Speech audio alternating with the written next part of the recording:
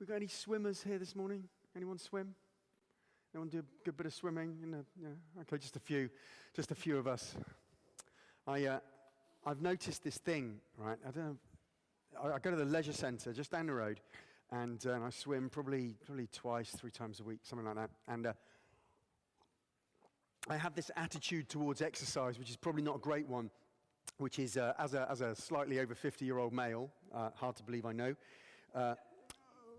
I have to, do like, I think they say 3 episodes of 30 minutes of vigorous exercise a week. So Lucy's looking at my physio, is looking at me going, more than that. Or our physio, I mean, we all love Lucy, don't we? So anyway, I get in the pool and I get there. I'd like deliver the boy. Well, the boys go off to. I feed them. They go off at like 12 minutes past 7, and then I scoot down to the leisure centre, and I'm kind of want to. It was still in COVID rules, so you still have to get in there for a particular slot. So I have to be in and out, by 8 o'clock. And so I get in the pool and I smash out my lengths, and I get in the middle lane. There are 3 lanes. This side is the ultra slow, this side is the medium, and this side is the fast lane. And so I get in the fast one and peg it as fast as I can for 30 minutes, and then get out, and job done. Now the problem, of course, is that when you get other people in the lanes who are not as fast as you, okay, I call it lane rage. I have been known to swim very close to other people at times. I'm not proud of myself. I'm opening myself up to, and I have been known to tumble turn once or twice slightly close to somebody who's been standing in, just like, I mean, if you're going to swim, don't just stand at the end. So anyway, not my finest moments. I'm not, Now, the other week, I noticed a phenomenon. I've largely dealt with this over the years. Over the years, I'm not so ragey as I used to be. I swim I still go as fast as I can, but I've tried to have a lot more grace, especially when I was humbled because I was overtaken by a girl. And I did. First of all, I grumbled, and I thought, my goodness, she must be really good. Anyway, so I've noticed the other phenomenon. It started happening a few months ago, and there's this little group of people, right? They're kind of in between where the kind of fast lane is and the medium lane is. Where there's a rope, and they'll stand there, and they'll be there for ages. And I wonder. I mean, A, how much time have you got? And B, what's the point in coming to the swimming pool? Because the water's not warm, right?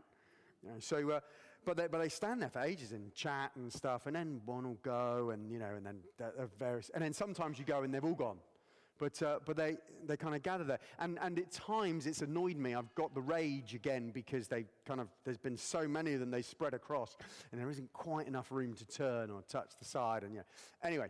So I then found myself in the showers chatting to this guy who was there, and I was saying, he said something along the lines of, quite busy today, wasn't it? I said, no, it wasn't too bad, it was all right, but there seems to be a whole lot of people just gathering at the edge. He said, oh, that's us, I'm really sorry. I'm like, oh no. Oh no, there we are, naked, and oh, whoops. And so anyway, so it turns out there's a little community of people who've met each other through swimming. I said, so is that like, is this community, do you know each other, or have you just, he said, no, we met in the pool. Like, I've never spoken to anyone in the pool.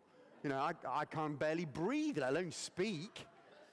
I'm underwater most of the time. Anyway, they chat and they gather, and I also noticed this one big guy who's a bit older, and he kind of, it's almost like he kind of stands there, leans back, and they're almost gathered around him.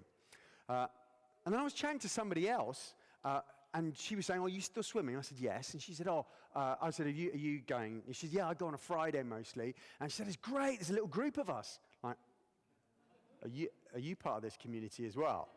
And she said, "Yeah, and have you met so-and-so?" So it turns out the big guy, slightly older, used to be a swimming teacher. And so they all gather around him, and he gives them all tips. And so he comes, kind of gets in, and, he goes, oh, you want to do that, you want to do that, gives them all tips. So it's like, great, this little community has grown up in the swimming pool. Amazing. And, secretly, deep down, I want to be a part of it now.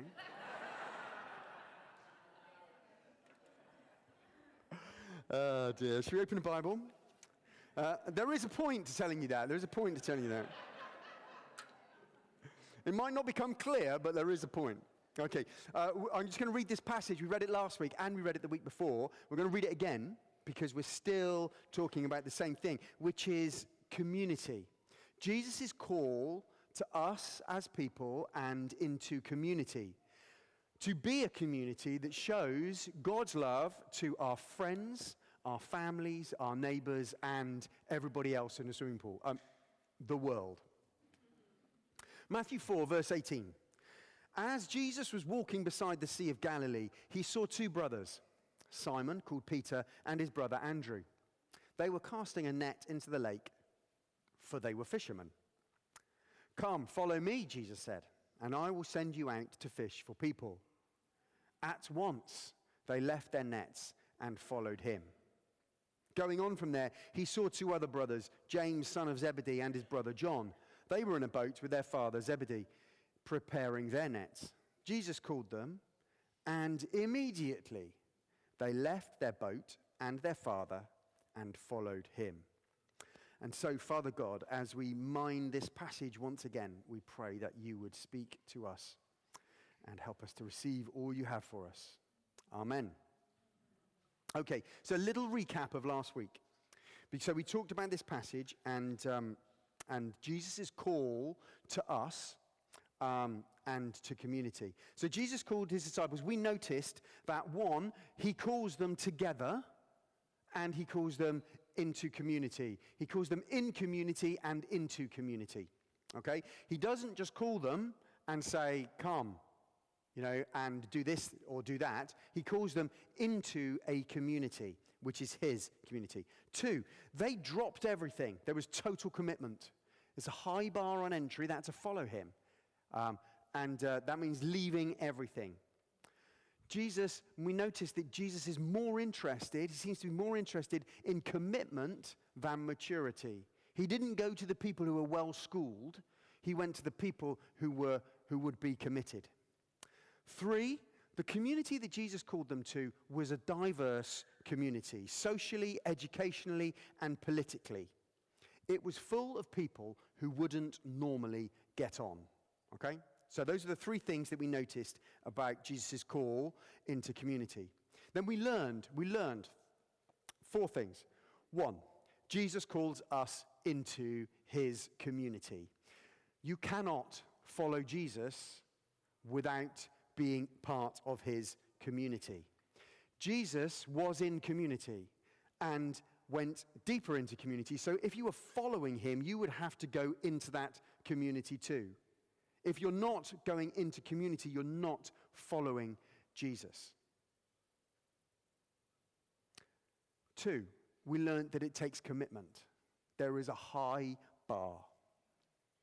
People decided that they didn't want to do it. Jesus requires commitment. 3, our community, the community of Jesus here and everywhere else, is diverse too. And we don't naturally spark with every single person in the room, okay?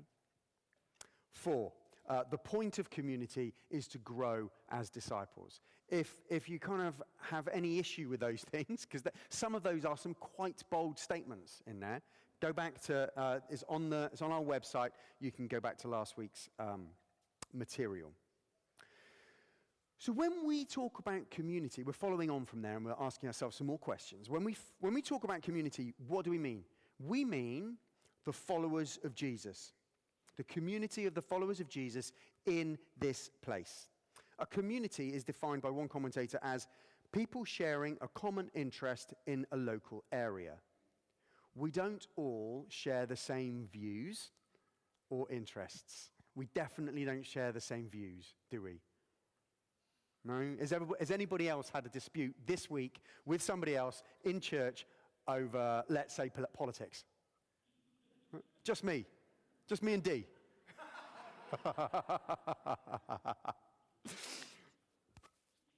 The thing that we share together is Jesus. He is the thing that brings us together. This is the community that Jesus called the disciples into then and calls us into today. Second, B. A, B, 1, 2. Church is a start, okay? Church is a community and it's a start. However, Jesus called people, his disciples, to a smaller group than the 100 or so gathered here this morning. For growth to properly happen, we need to be part of a smaller group. For the most part, it is very difficult to grow without community. And categorically, you cannot enter in, big statement coming, you cannot enter into everything that Jesus has for you without being part of a smaller community. The one model for church that Jesus gives, okay, is 12 people. Jesus doesn't give us a model for 100 people. Now, I'm not saying the model here is wrong, as in, because what we do see is we see the early church grows, and it's clearly okay. You know, we've got stories of it in the Bible, so it can't be wrong. However, the one model that Jesus gives us is a group of 12 people gathered together, and even within that, a smaller group of 3 or 4 who are even tighter. Do you know, the New Testament writers apparently assume 2 things of their readers. First, you're a follower of Jesus. Second, you're in a community. Scott McKnight says that the kingdom of God and the community of Jesus are the same thing.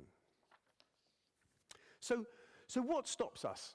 What stops us getting into these communities?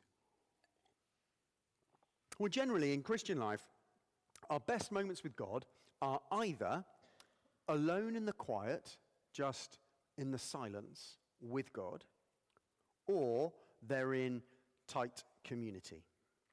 Now, Jesus did both. He moved almost seamlessly from the quiet place in the desert with his Father to community, eating, drinking, interacting with this group of people. This is a huge challenge for us today. Not just because of the pervasive individualism, talked about that an awful lot last week. We charted a little bit of it throughout the last century. Not just because of that pervasive individualism, and none of us are immune from it, by the way, but we're scared also. On the one hand, we're scared of the silence. What will be there when it's just me and God? When there's nothing to distract us, there's nothing to entertain us or make us feel better. What will happen when my soul is laid bare before my Maker? But we're scared also to go all out into community. Do you know, I don't know about you. I'm just speaking for myself maybe and what I observe. We love friends, don't we? Love hanging out. Love kind of socializing, a few drinks, dinner, you know, come dine with me, whatever it is, cook. And, you know, I mean, we love it. It's one of our, Hannah and I, it's one of our favorite things. But openness, vulnerability, commitment, oof. Will these people like me? Will they keep my secrets? Will they judge me? M. Scott Peck says, we enter instead into a pseudo-community. We come to church. Maybe we even join a small group. But we hold back the core of who we really are. Sam, could you get the slides up? Just the first diagram, not that one. Just flicking through. Not that one. That's a little picture for those of us who... Okay, now who's familiar with the Johari window? Hannah, excellent. Now, those of you who are thinking, oh, Roger's come up with some Eastern mysticism, Johari window, it's actually developed by 2 guys, one called Joe, one called Harry. So it really ought to be the Joe Harry window. Right. So the Johari window basically posits you've got the two axes. You've got known to self, known to others, unknown to others, and you have these four areas. You have the arena, which is the open bit, which is the stuff that's out there. I know it about myself. You know it about me. Okay, I swim. There you go. That's in the open bit. But then there's this other bit which I know, but you don't know, and that's the facade. That's the bit that I can keep secret and hide behind a mask. And then going the other way, we have this bit, this I don't know about it, I can't see it, but you can all see it. It's so blindingly obvious to you, but I can't see it. Yeah? Oh dear, that's all my little tics and idiosyncrasies up here. These are our blind spots. And then we have this wonderful, wonderful bit at the far end called the unknown, which is where this is the stuff that I don't know about me and you don't know about me, and it's there to be explored.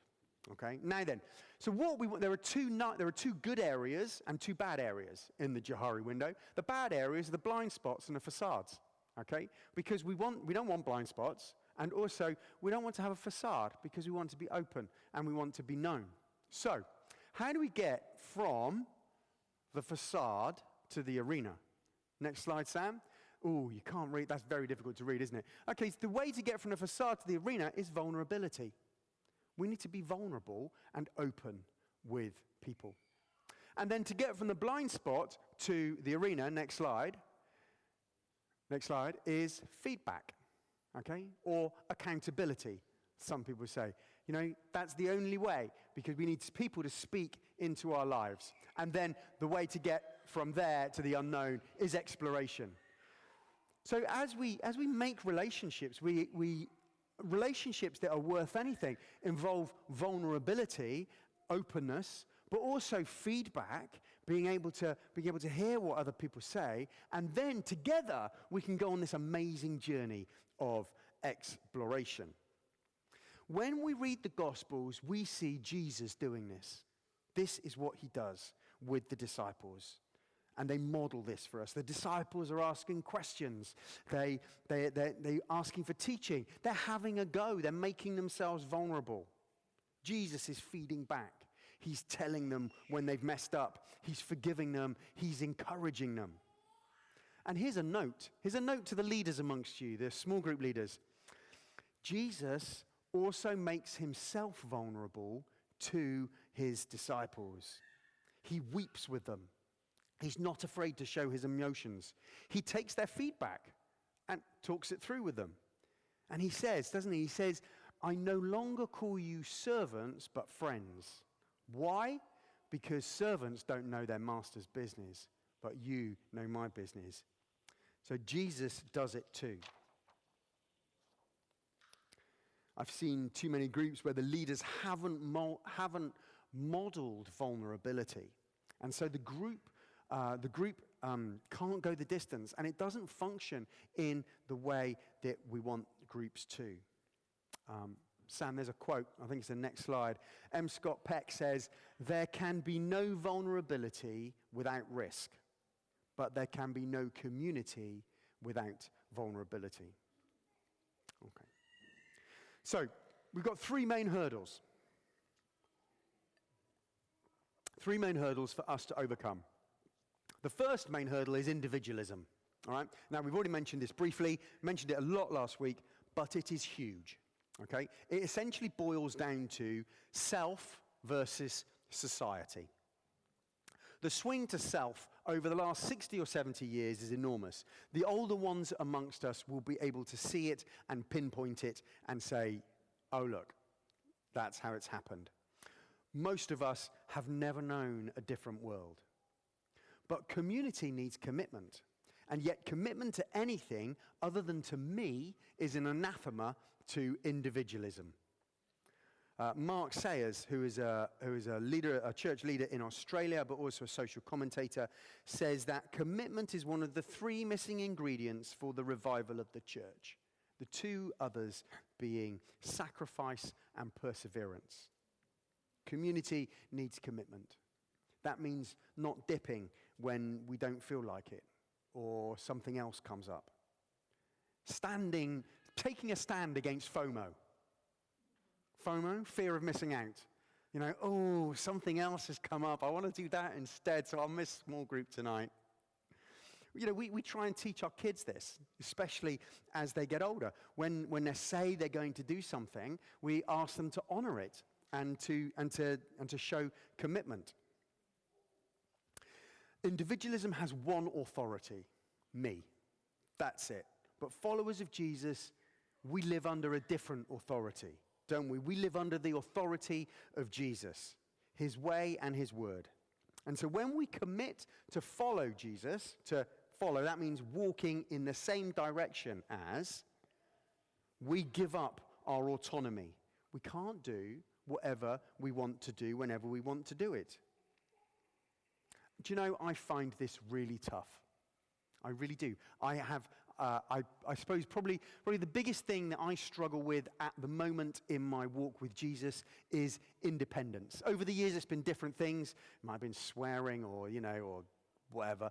At the moment, it's independence. You know, I grew up quite independently, and I just had a wonderful time going off on my bike, and so independence is probably the strength. I think it's the thing I struggle with most. So being accountable to other people, I find quite hard. Being accountable to my wife is, I find it difficult. It's probably my biggest battle at the moment.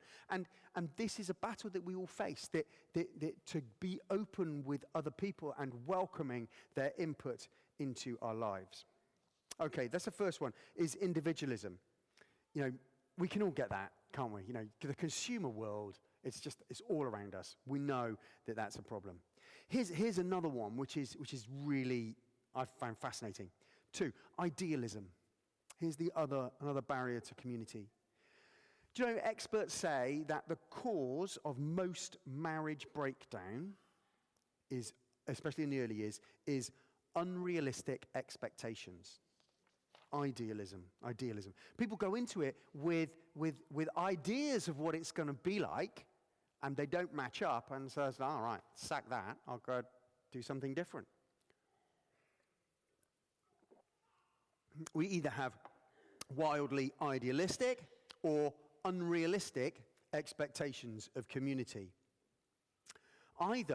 This can go two ways. Either we never join a church or a group because we're always waiting for the perfect group, which of course never comes. You know, I have the unenviable task of allocating people to groups. Somebody says, I'd like to go to a small group. And I say, wonderful, love you. So then where am I going to put them? And it's social engineering. It's a job I hate doing.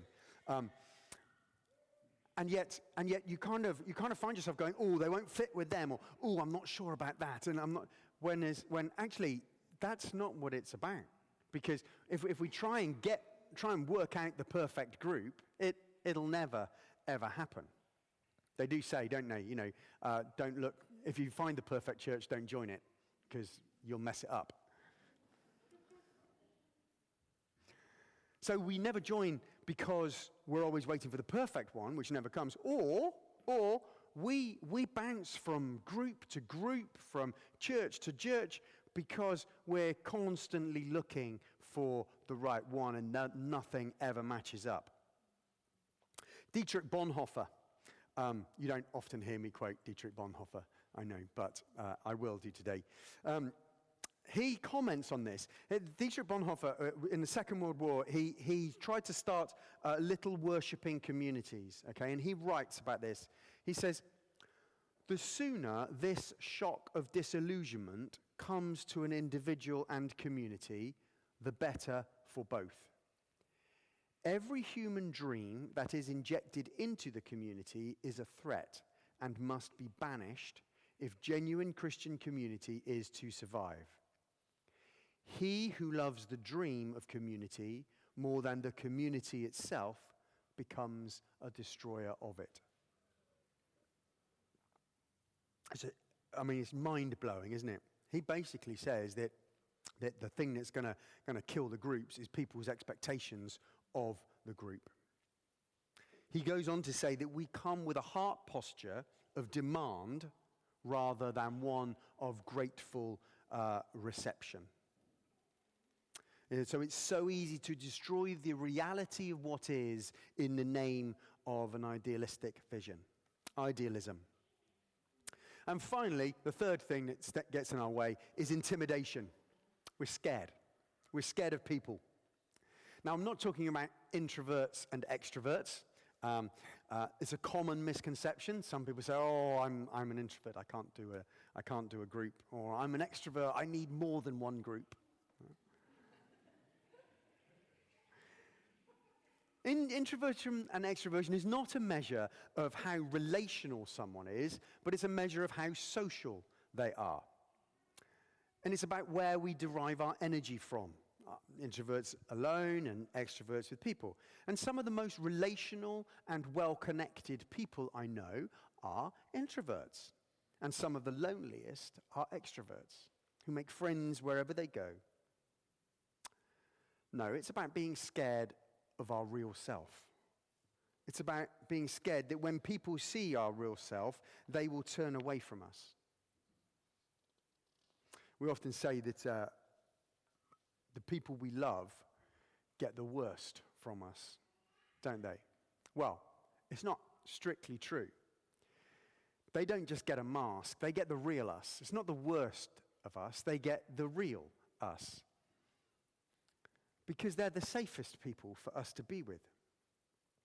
It's why your kids may be great when they go to a friend's house, but awful at home. Do you ever find that? They come, you meet the parents, and they're like, "Oh, Sam is such a sweet and lovely boy. He's here. Sorry, sorry, Sam. Or they actually Sam is. So let's use one of the other ones that isn't here, so we can just talk about them. But they come and you go, really? You're the same? Not mine. No, must be different. And because that's what we do. We provide a safe environment for them to just let it all hang out.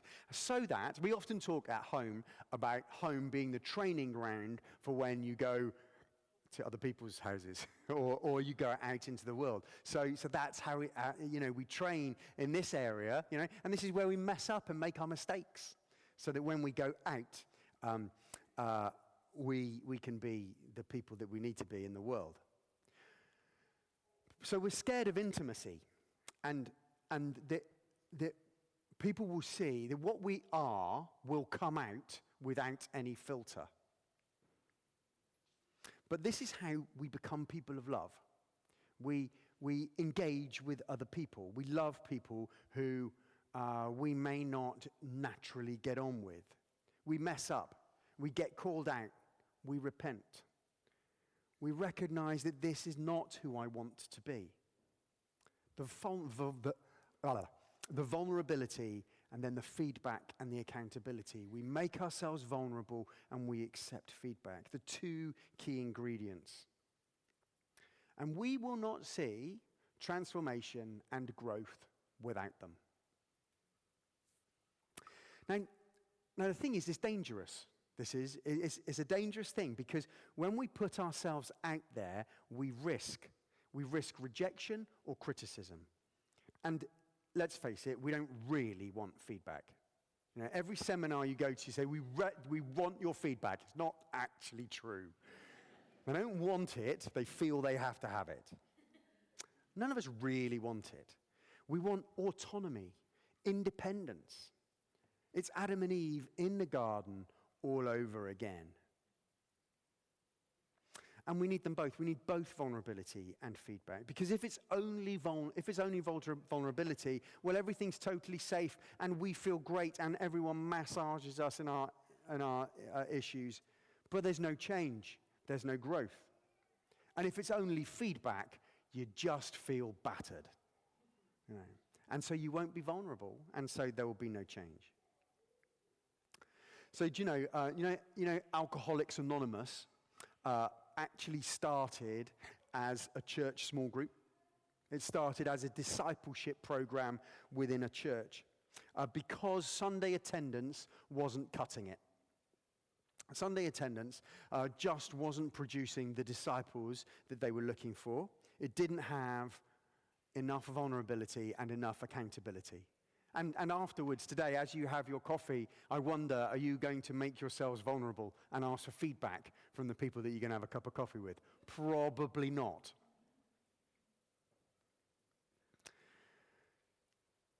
It's spread all over the world, Alcoholics Anonymous, but at its heart is still confession, vulnerability, and accountability. And I don't get me wrong, I love Sundays. I really do. I love our Sunday gatherings. I love worshiping with you all. I love praying, our ministry later on, ministry in the power of the Spirit. I love hanging out, just chatting before, after. Do you know, I even actually quite enjoy putting the chairs out. You too can join that joy. You too can feel that love.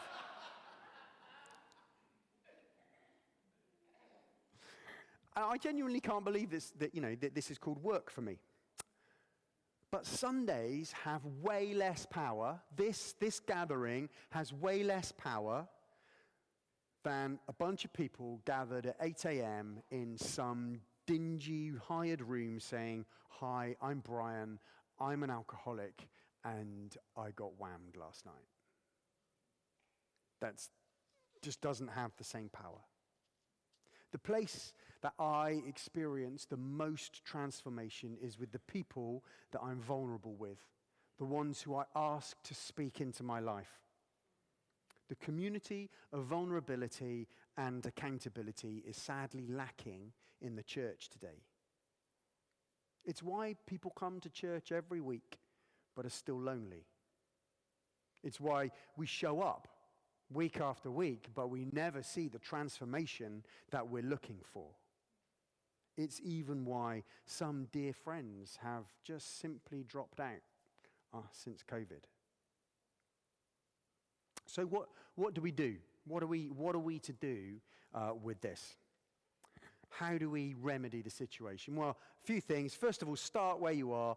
Don't think you have to run before you can walk. Yes, when I'm preaching, we kind of set out the stall. There's a high bar. We think, oh my goodness, that's so much. I can't possibly get there. Don't worry about that. Small steps are what make the difference. Just what's the next step? And then the next step. Maybe it's as simple as filling out one of our little welcome cards at the back. Even if you've been here for 15 years, maybe it's just a case of filling out a welcome card and ticking the bit at the back where it says, I'd like to join a small group. Maybe you're in a group and God is asking you to be a bit more risky, a bit more vulnerable. Maybe it feels like it's all a bit much. You simply haven't got the time or the capacity and it is overwhelming. Maybe God is asking you to simply come to him, be real with him, and he will lead you into whatever the next step is. And that swimming community that I kind of slightly secretly maybe want to be a part of, if we get community right as the people of God, the world begins to see what it's like to live fulfilled lives with Jesus, transformed lives with Jesus, and people want some of that. I was chatting to a young man last week. We had a meeting and we were chatting, remember here, and he said, I asked him about his story. He said he became a Christian about 3 years ago, and I said, what made you become a Christian? He said, I met a girl who was a Christian, and I just liked her life. There was something about it. And so he investigated and decided to follow Jesus as a result. That's what we're after. We are called to be the light of the world, a city on a hill where people see the relationships that we have with each other. And they say, that's how life should look. That's what I want. Why don't we stand together?